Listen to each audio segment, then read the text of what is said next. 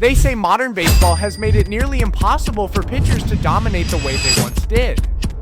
Hitters are stronger, smarter, and backed by analytics that dissect every pitch down to the smallest detail. The strike zone feels smaller, home runs are more common, and pure velocity alone no longer guarantees success.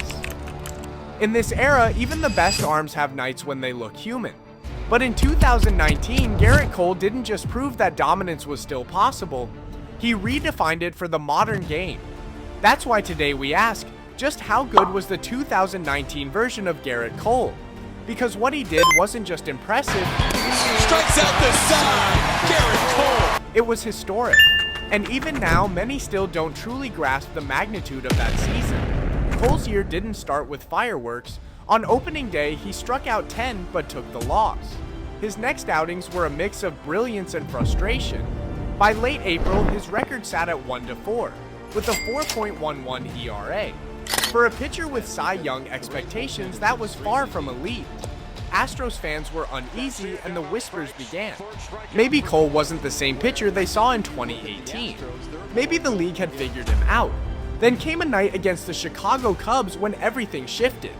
12 strikeouts in 6 innings, only 1 run allowed, and something clicked. Swing and a miss.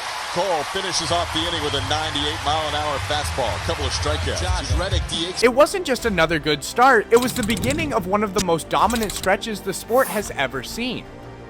From that point forward, Cole didn't lose a single regular season game. 25 starts, 19 wins, 0 losses. An ERA of 1.59 during that span. In today's baseball, with lineups stacked with power threats top to bottom, that is almost unimaginable. And it wasn't just the wins, it was how he won.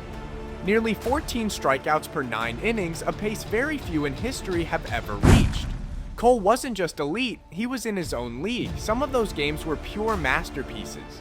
He struck out 14 in 6 innings against Milwaukee, 15 in 7 against Colorado, and made Texas look helpless with 10 in just 5 innings.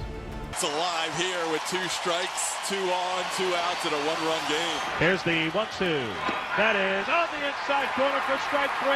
A 100-mile-an-hour fastball for Cole. And the inning is over.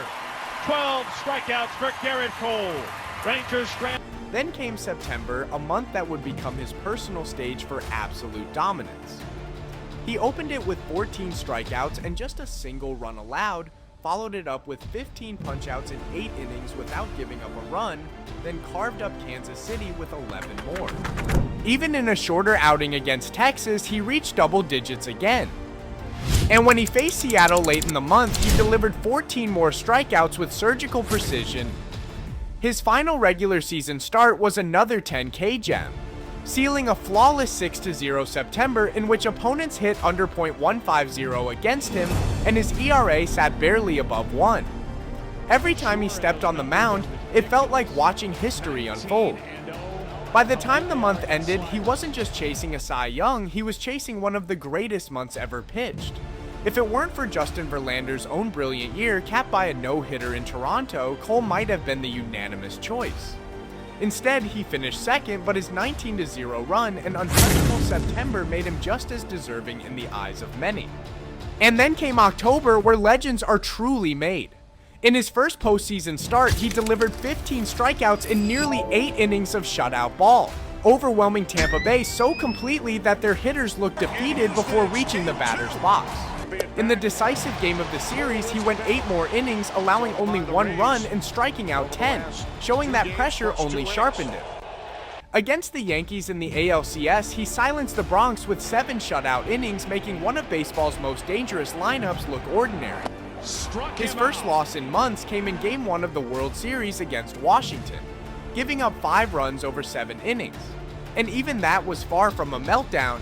He answered in Game 5 by spinning 7 dominant frames with 9 strikeouts and just 1 run allowed, giving Houston a crucial win and ending his season on the same dominant note he had maintained for half a year. Opponent's average with 2 strikes. We talked about this earlier. How about tonight? 0 for 9. How about 0 for 10? Well, he's cleaned up big time. What made Cole's run terrifying wasn't just the numbers, it was the way he achieved them. His fastball didn't just have velocity, it exploded late, sneaking past bats that were already in motion.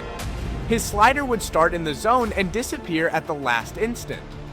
His curveball, a perfect disguise, dropped like a hammer when hitters least expected it. Every pitch had intent, every sequence was calculated, and more often than not, the batter walked back shaking his head.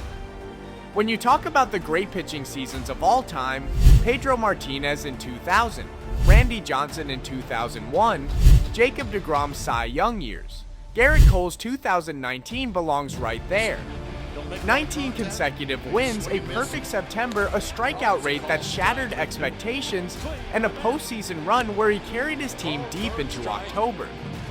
By season's end, his line was staggering: 20-5, a 2.50 ERA, 326 strikeouts, and a league-best whip of 0.89. He led the league in ERA, strikeouts, and strikeout rate, and even without the Cy Young, his dominance was unquestionable. When people ask how good Gerrit Cole was in 2019, the answer is simple: historically great. He didn't just win games, he redefined what pitching dominance looks like in the modern game.